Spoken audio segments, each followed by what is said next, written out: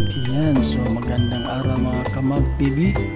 So today I am going to feature ang pagdating ng Dumaguete City Division for delegation para sa CBRA 2042 sa Cebu. So ito, makikita nyo ang aming mga photos. Ito, yung bagong bridge.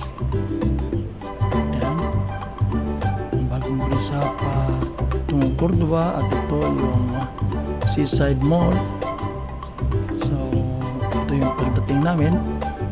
Ayan, at we were very thankful sa Cebu City dahil dun sa kanilang free bus. At ito yung volleyball team namin.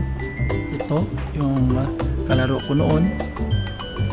At yan, so agahan. And ito yung aking bed, pero may foam na ako ngayon. Ito yung tanghalian na photo, of course kasama yung aking mga roommates, si Coach Eldin at si Coach Dudong. At ayan yung mga scene kapag ikaw ay isang atleta. So ito yung aming playground dito sa aming Biliting school. Early dinner with my co-coach. At ito na yung aming dinner sa group. So tingnan natin yung video na ating nakunan sa pagdating hanggang sa pagkatapos ng mga activities sa gabi. Ito yung aming pagdating. Kami yung last na hinakot ng bus, yung volleyball at saka basketball girls. Ito, palabas kami ng Cebu Pier papunta sa aming Biliting quarter dito sa D. Rama Memorial High School. Ito na sa daan. So nandito na kami sa Cebu para sa CBRA 2024.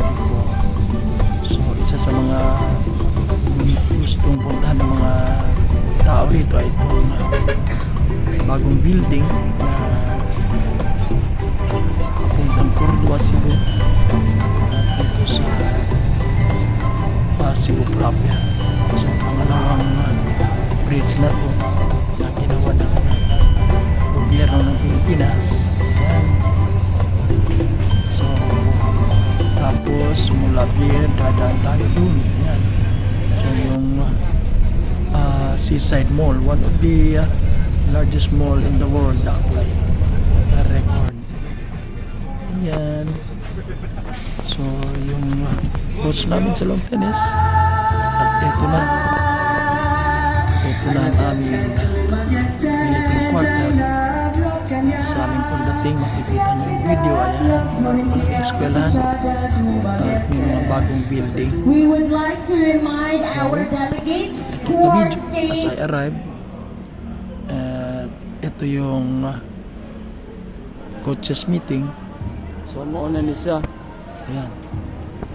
See? So dito natin i-experience yung life talaga. So busy na sa aming Biliting school area. Tingnan nyo, this is around 4 o'clock in the afternoon. Busy na lahat ng mga teams ng Dumaguete City Delegation. At yan ang aming mess hall. Ayan. So napaka-busy talaga. May nagtatakbuhan. Ganda ngayon kasi may playground kaming may ensayuhan. At ito na ang dinner time. Ayan. So saya, ang saya.